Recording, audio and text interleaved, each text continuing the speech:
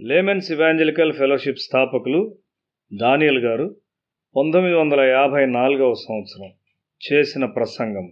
మత్తయి సువార్త 25వ అధ్యాయము 4వ వచనం. బుద్ధిగలవారు తమ దివిటీలతో కూడా సిద్దెలలో నూనె తీసుకొని పోయిరి. ఒక మనిషి యేసునొద్దకు వచ్చినప్పుడు అతడు జ్ఞానాన్ని నేర్చుకుంటాడు. ఒకని పాత్రలో నూనెను తీసుకొనుట జ్ఞానము. ఒకడు క్రీస్తును వెంబడించున్నాడని చెప్పుకున్నప్పుడు అతడు తప్పక నూనెను కలిగి ఉండవలసి ఉన్నాడు. అతనికి నూనె లేనట్లయితే అతడు వృద్ధి చెందడు. అంతేకాక ఇతరులు వృద్ధి చెందుటను అతడు నివారించును. అతడు సరి అయిన మార్గము నుండి ప్రక్కదారి తీసుకొనును. మార్పు చెందిన వ్యక్తి ఫలించకపోయినట్లయితే అక్కడ ఏదో తప్పు ఉంది. అతడు క్రీస్తుతో క్రమమైన ఐక్యత కలిగి ఉండలేదని తెలుపుచున్నది. నూతన పరలోకము మరియు నూతన భూమి ఉండవలసి ఉన్నదని దేవుడు తీర్మానించాడు. మెస్సియా వస్తాడని జకరియా మరియు మలాకీ ప్రవచించారు గాని ప్రజలు దానిని నమ్మకపోవటయేగాక దాన్ని మర్చిపోయారు. పాపము పరిపాలించును మరియు జయకరముగా పాలించునని నమ్ముట ఒక బుద్ధిహీనమైన విషయం. వెలుగు కంటే చీకటి ఎక్కువ శక్తివంతమైనదని నీవు నమ్ముచున్నావా? అలా కాదు. వెలుగు వచ్చినప్పుడు చీకటి పారిపోవును. యేసు మరణమును కూడా జయించాడు. కొన్ని చెట్లు వంట చెరుకునకు మాత్రమే ఉపయోగపడగలవు. అవి ఫలాల్ని ఇవ్వవు. అయితే ఫలము ఫలించుటకైన ఉద్దేశముతో మనిషి సృష్టించబడినాడు. అతడు ధనాన్ని పోగు చేసుకొనకూడదు. ఇదిగో, నేను క్రొత్త ఆకాశమును క్రొత్త భూమిని సృజించున్నాను, మునుపటివి మరువబడును, జ్ఞాపకమునకు రావు. యెషయా గ్రంథము 65వ అధ్యాయం 17వ వచనము. తన వాక్యము జయించును అని దేవుడు చెప్తూ ఉన్నాడు. దేవుని వాక్యాన్ని సందేహించవద్దు.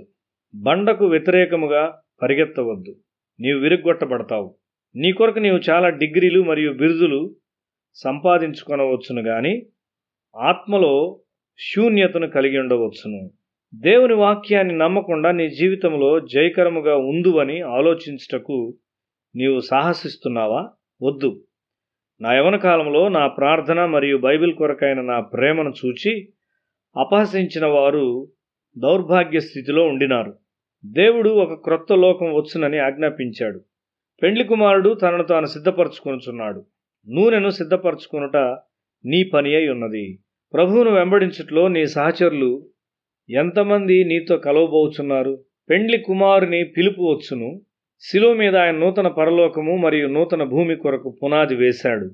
నీవు బండ మీద కట్టుచున్నావా? పరలోక రాజ్యము నీలో ఉన్నది. ఆ రాజ్యము కొరకు ఇక్కడ మరియు అక్కడ చూడవద్దు. మనము విభజింపబడిన వ్యక్తులమైతే నరకం మనలో స్థలాన్ని కనుగొనును. డాక్టర్ జాన్సన్ గొప్ప రచయిత. అతడు ఒక దైవజనుడు కూడా. అతడు విశ్వాసము, పవిత్రత మరియు యథార్థత గల జీవితాన్ని జీవించాడు. అతని మాటల్లో అతడు ముక్కుసూటిగా ఉండువాడు. అతనికి పండుకొనుటకు పరుపు లేదు మరియు వెచ్చదనానికి పొయ్యి లేదు. తాను అరిగిపోయిన పాదరక్షల్లో నుండి బొటన వేళ్లు తొంగి చూస్తూ ఉండేవి. అతడు పేదరికము, లేమి మరియు ఒంటరితనాన్ని గూర్చి భయపడలేదు. గొప్ప మనుషులు ఈ అనుభవాల గుండా వెళ్ళి శ్రేష్ఠులుగా బయటకు వచ్చారు. ఉన్నత విద్యా గుంపుల్లో దుష్టత్వం ఉన్నది. విద్యార్థులు కళాశాలలో ప్రవేశించినప్పుడు దేవునిలో విశ్వాసం కలిగి ఉంటారు. అయితే వారి విద్య పూర్తి చేయు సమయానికి వారి విశ్వాసాన్ని పోగొట్టుకుంటారు. వారికి సమాధానం ఉండదు. విద్య మనలను సంతోషభరితులుగా చేయదు.